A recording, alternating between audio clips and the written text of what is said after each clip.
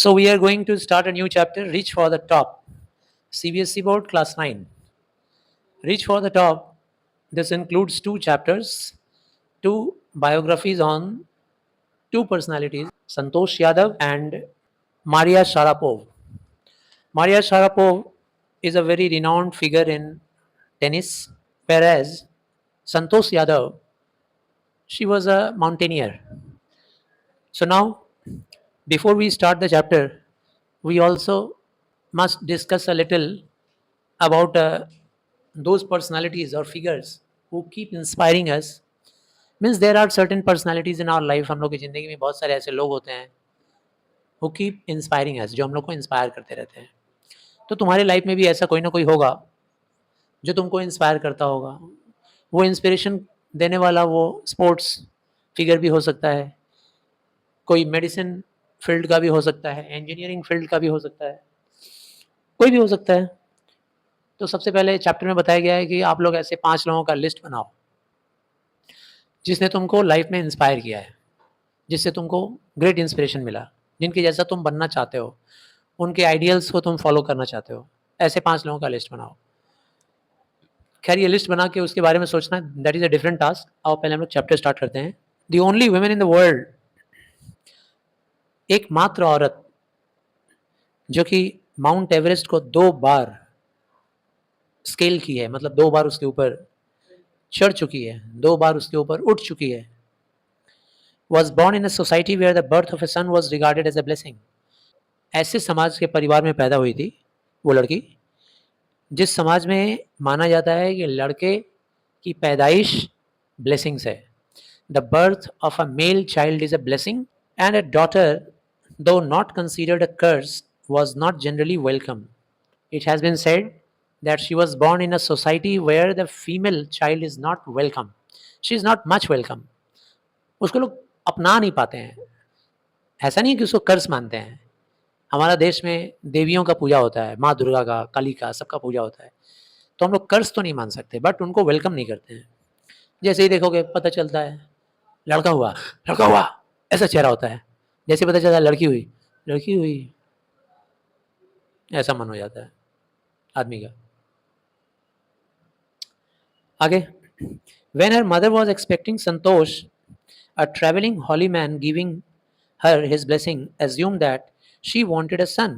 एक बार क्या हुआ, जब संतोष यादव अपने मम्मी के गर्भ में थी, उसके पेट में थी, तो एक हॉली मैन वहाँ से गुजर रहा था. एक पंडित, ज्योतिष बोल सकते हो, गुजर रहा था. उसने ब्लेसिंग दिया किसको? संतोष यादव के मम्मी को. एज्यूम दैट, और ब्लेसिंग देने के टाइम में उसको समझ में आ गया था क्या? दैट शी वांटेड अ सन, कि क्या चाहिए था उसकी मम्मी को? एक बेटा चाहिए था. But to everyone's surprise the unborn child's grandmother, who was standing close by, told him that they did not want a son. सब लोग हैरान हो गया कब? जब संतोष यादव की जो दादी थी वो उसकी मम्मी के बगल में खड़ी थी, और उसने क्या बोला? उसने बोला कि no, we don't want a son, we don't want a male child. Everyone was surprised. The holy man was also surprised. वो भी सरप्राइज्ड हो गया because he also belong to the same society. He had never heard the Indian family saying that we want a female child. Nevertheless he give the requested blessing. खैर जो भी हो, उस पंडित ने, ज्योतिष ने ब्लेसिंग दिया. क्या ब्लेसिंग दिया? फीमेल चाइल्ड, तथास्तु, जाओ तुमको कन्या पैदा हो. And as destiny would have it, the blessing seem to work. और जैसा कि किस्मत में लिखा था, उसके मम्मी को संतोष यादव पैदा हुई. मतलब संतोष यादव ही जन्म लेकर आई बेटी के रूप में. Santosh was born the 6th child in a family with 5 sons. Santosh Yadav का जन्म ऐसे परिवार में हुआ था जहाँ पे ऑलरेडी पहले से उसके 5 भाई जन्म ले चुके थे. ठीक है ना? और ये आखिरी में 6 नंबर जो थी वो क्या हुई? बहन हुई. She was born in a small village of Joniyawas of Rewari district in Haryana. समझ में आ गया होगा, उसके गांव का नाम था जोनियावास. और ये गांव कहाँ पे था? रेवड़ी डिस्ट्रिक्ट में. और रेवड़ी डिस्ट्रिक्ट कहाँ पे है? हरियाणा में है. The girl was given the same the girl was given the name Santosh, which means contentment. Santosh का मतलब क्या होता है? संतुष्टि। But Santosh was not always content with her place in a traditional way of life. और ये संतोष नाम जानबूझ कर दिया गया था, क्योंकि संतोष का मतलब क्या होता है? संतुष्टि। नाम का बहुत असर पड़ता है, ठीक है? तो जिसको जो नाम हम लोग देते हैं, वो इंसान वैसे ही बन जाता है। तो संतोष नाम जब उसको दिया गया, तो ऐसा नहीं था कि वो संतुष्ट रहने वाली लड़की थी। उसको जो हरियाणा का ट्रेडिशनल वे ऑफ लाइफ था, उसको पसंद नहीं था संतोष को। उससे वो एकदम संतुष्ट नहीं थी। She began living life on her own terms. Santosh बचपन से ही ज़िंदगी को अपने हिसाब से जीने लगी।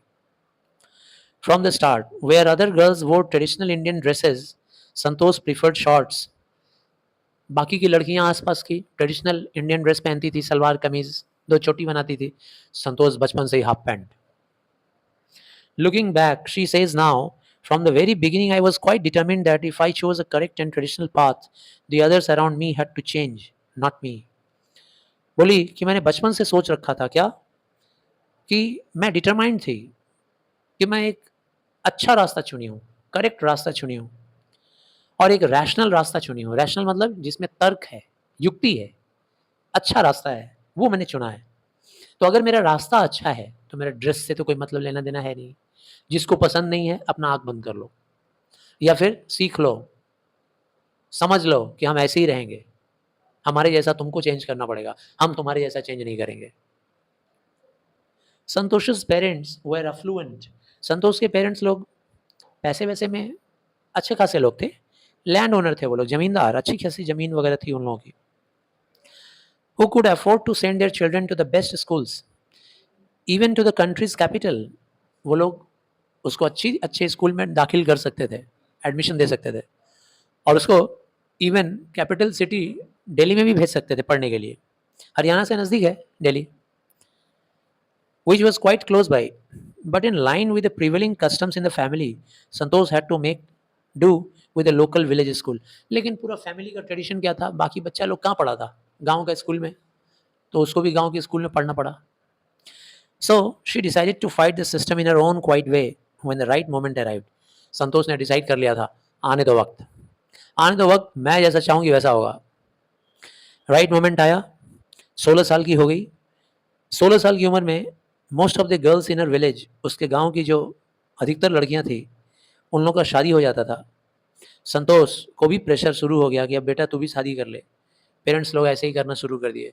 संतोष 16 साल की हो गई है छोरी, अब तो शादी करना पड़ेगा, बोलना शुरू कर दिए लोग। Marriage age early age that was the last thing on her mind. लेकिन संतोष ने सोच लिया था, दुनिया में जब कुछ भी ना करने को हो तब शादी करो, ऐसा वो सोच के रखी थी। বিয়ে করার পর আর কি হবে, জীবনে ফুল স্টপ লেগে যাবে, ঠিক তো? বিয়ে কোনোদিন তাড়াতাড়ি করতে নেই। बीए यानी कि यहाँ बीए का बात नहीं हो रहा है, बांग्ला शब्द में बीए मतलब विवाह। तो विवाह कब होना चाहिए भाई? एकदम अंत में, जब सब कुछ तुम्हारा करियर फाइनल हो जाए तब। She threatened her parents that she would never marry if she did not get a proper education. उसने अपने मम्मी पापा को धमकी दे दिया, ए अपन शादी नहीं करेगा, समझ में आया क्या? ठीक है ना? पहले प्रॉपर एजुकेशन, जब तक प्रॉपर एजुकेशन नहीं मिलेगा शादी वगैरह नहीं करेंगे। She left home and got her self enrolled in A school इन दिल्ली। घर से निकल गई जबरदस्ती, दिल्ली, यस अकेले दिल्ली चली गई, और जाकर के स्कूल में एनरोलमेंट भी करवा ली हायर स्टडीज़ करने के लिए 10 क्लास के बाद।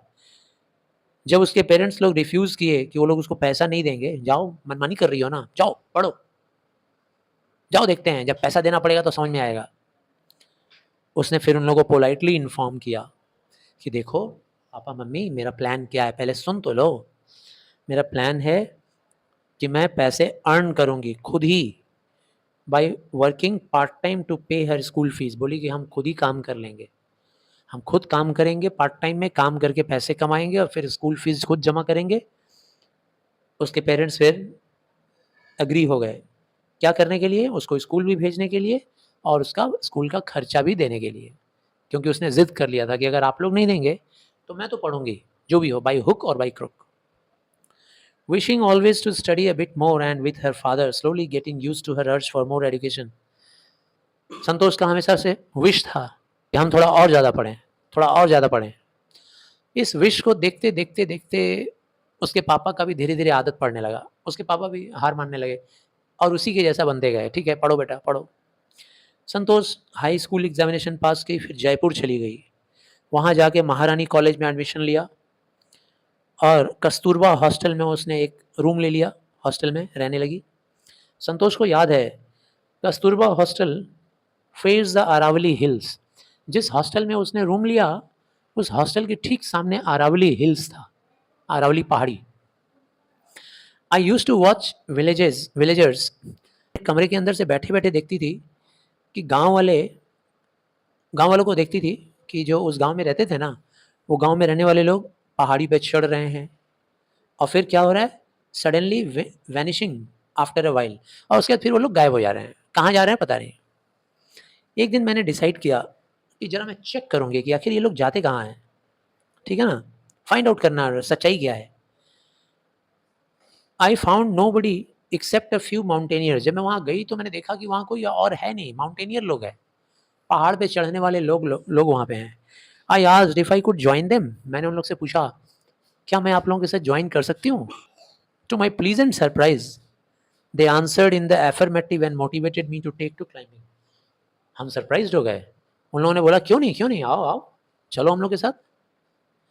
और उन लोगों ने हमको मोटिवेट किया, तुम क्लाइंबिंग ले सकती हो, अपना करियर क्लाइंबिंग अपना लो, ठीक है ना, करियर में क्लाइंबिंग अपना लो, धीरे धीरे सीखो कैसे क्लाइंबिंग करते हैं। Then there was no looking back for this determined young girl. इसके बाद अब ये यंग गर्ल पीछे मुड़ के देखने वाली नहीं थी, अब बस इसको आगे ही आगे बढ़ना था। शी सेव्ड मनी, पैसे बचाती थी। Enrolled in A course eight Uttar Kashi Nehru Institute of mountaineering. और पैसे बचा बचा के उसी पैसे से उसने दाखिला ले लिया, एडमिशन ले लिया। कहाँ पे? There was an institute in Jaipur, Uttarkashi Nehru Institute of Mountaineering. My college semester in Jaipur was to end in April, but it ended on the 19th of May, and I was supposed to be in Uttarkashi on the 21st. So I did not go back home. Instead, I headed straight for the training. समझ में आ गया होगा, इतना craze था उसको mountaineering का कि उसका जो सेमेस्टर एग्जाम खत्म हुआ ना, 19 को खत्म होने वाला था, 19th ऑफ अप्रैल, और 21st अप्रैल को उसको उत्तरकाशी पहुंचना था, 21st को। अब उसको इतना लंबा टाइम स्कूल में बिताने के बाद तो एक बार अपने गांव भी तो जाना चाहिए, विलेज में, हरियाणा में। लेकिन वो हरियाणा नहीं गई, सीधा उत्तरकाशी चली गई। So I did not go back home. I had to write a letter of apology to my father without whose permission I had got myself enrolled at Uttarkashi. और पापा को मैंने चिट्ठी लिख के भेज दिया, माफ़ी वाला चिट्ठी। प्लीज़ पापा forgive me. Without your consent, I have taken admission in Uttarkashi Mountaineering Institute. Okay? Whatever punishment you wish to give me, whatever punishment you wish to give me, you just punish me. I agree. But please papa, let me go. Allow करो पापा। Therefore, Santosh went on an expedition। उसके बाद संतोष एक expedition में गई। उसका पहला expedition था। एक्सपेडिशन मतलब एक्सकर्शन, सैर। इसके बाद संतोष हर साल एक एक्सपेडिशन पे जाने लगी। हर क्लाइंबिंग स्किल्स मैच्योर्ड रैपिडली। बहुत तेज तर्रार थी वो। उसका जो क्लाइंबिंग स्किल था ना, बहुत जल्दी डेवलप हो गया, रैपिड तरीके से। Also she developed a remarkable resistance to cold and the altitude. Haryana की लड़की तो थी, वैसे ही मजबूत होते हैं वो लोग, है ना। इसके अंदर और भी पावर था, ठंडा को, हाई एल्टीट्यूड को, उस इन्वायरमेंट को रेजिस्ट करने के पास इसके पास बहुत पावर था, जैसे हमारे तुम्हारे पास नहीं होगा। हम तुम लोग जाएंगे तुरंत ठंडा लग जाएगा, सर्दी लग जाएगा, हाँ, वॉमिटिंग भी हो जाएगा, हम लोग का बॉडी का प्रेशर डाउन हो जाएगा।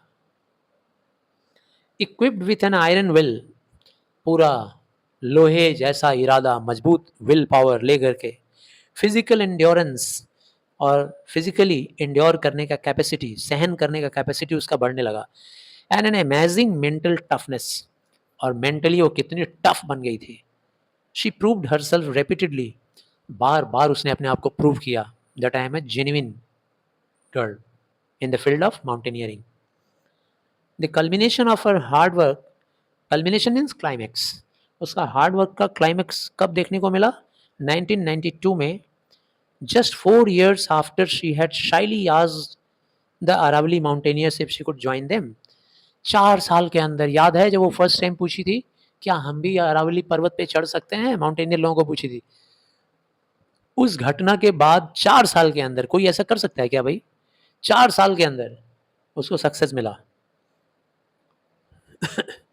Eight barely 20 years of age, 20 साल की उम्र में Santosh Yadav scaled Mount Everest. उरी बाबा, सुन के रोंगटा खड़ा हो जा रहा है ना?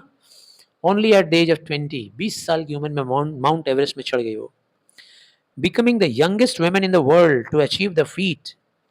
If her climbing skills, physical fitness, and mental strength impressed her seniors, her concern for others and desire to work together with them found her a special place in the hearts of fellow climbers. उसका जो climbing skill था, physical fitness था, mental strength था, इसकी वजह से उसका seniors लोग उससे बहुत इम्प्रेस हुआ। साथ ही साथ वो अपने फेलो क्लाइंबर्स लोगों को बहुत ही ज़्यादा चिंता दिखाती थी, उन लोगों का चिंता करती थी, केयर करती थी। And she desire to work together, और उन लोगों के साथ मिलजुल के काम करती थी, सीखती थी, सिखाती थी। इससे क्या हुआ? She was a special personality in the heart of the fellow climbers. Fellow climbers के अंदर वो स्पेशल पर्सनैलिटी बन गई। ड्यूरिंग द 1992 एवरेस्ट मिशन, 1992 में एवरेस्ट मिशन में Santosh Yadav gave a special care to a climber who lay dying at the South Col. South call, call का कोई full form नहीं दिया है ना? एक तो कॉल का मीनिंग होता है कर्नल, कर्नल, एक कॉल का मतलब होता है कर्नल। यहाँ कॉल का फुल फॉर्म नहीं दिया हुआ है, तो हम लोग ऐसे साउथ कॉल ही पढ़ रहे हैं। तो Santosh Yadav provided special care. 1992 में जब वो माउंट एवरेस्ट पे चढ़ रही थी, तो उस टाइम में उसका एक फेलो ट्रैवलर था जो कि मर गया बेचारा साउथ कोल में। उसने उसको बहुत ही स्पेशल केयर दिया। She was unfortunately unsuccessful in saving him, लेकिन वो अपने उस फेलो क्लाइंबर को नहीं बचा पाई। However she manage to save another climber, लेकिन उसने अपने दूसरे क्लाइंबर को बचा लिया। मोहन सिंह उसका नाम था। Who would have met with the same fate, Mohan Singh का भी वही हाल हुआ होता, वो भी मर गया होता। Had she not shared her oxygen with him, अगर संतोष यादव ने अपना ऑक्सीजन उसके साथ शेयर नहीं किया होता तो वो भी मर जाता, जैसे कि पहला वाला मर गया। नेक्स्ट, विद इन 12 मंथ्स, 12 महीने के अंदर Santosh found herself a member of an Indo Nepalese women's expedition. इसके बाद 12 महीने के अंदर संतोष फिर से एक एक्सपेडिशन टीम की मेंबर बन गई, और ये टीम जो था इसमें इंडियन और नेपाली औरतें थी। इंडो नेपालीज, इंडियन भी थी और नेपालीज भी थी। That invited her to join them, इन लोगों ने उसको बुलाया क्योंकि काफ़ी नाम कर चुकी थी, वर्ल्ड रिकॉर्ड बना चुकी थी। तो ये जो नया टीम बना, इन लोगों ने इसको बुलाया संतोष यादव को। She then scaled the Everest second time, और फिर से वो एवरेस्ट पे गई second time, thus setting a record as the only woman to have scaled the Everest twice and securing for herself and India a unique place in the annals of mountaineering। और इस तरह से उसने अपना और अपने देश का नाम गौरव ऊंचा किया, अपना और अपने देश का नाम ऊंचा किया। क्या नाम ऊंचा किया भाई? Second time, twice. एक बार कोई चढ़ता है उसी में उसका हालत खराब हो जाता है, और उसने 2 बार back to back. In recognition of her achievement, उसका ये जो अचीवमेंट था उसको रिकॉग्नाइज करने के लिए इंडियन गवर्नमेंट ने bestowed upon her one of the nation's top honours, the Padma Shri. Indian government ने उसको ऑनर दिया, हाँ, पद्मश्री, पद्मश्री दिया। ये एक बहुत बड़ा ऑनर है। Last paragraph, describing her feelings when she was literally on top of the world. जब Santosh Yadav top of the world पे थी, संसार का सबसे ऊंचा जगह पे जब खड़ी थी, तो उससे पूछा गया कि बताओ कैसा लग रहा था, कैसा फील कर रही थी। तो उसने डिस्क्राइब किया, Santosh has said, it took some time for the enormity of the moment to sink in. मुझे उस वक्त थोड़ा सा टाइम लगा था, ठीक है ना, कि ये जो मोमेंट कितना बड़ा है।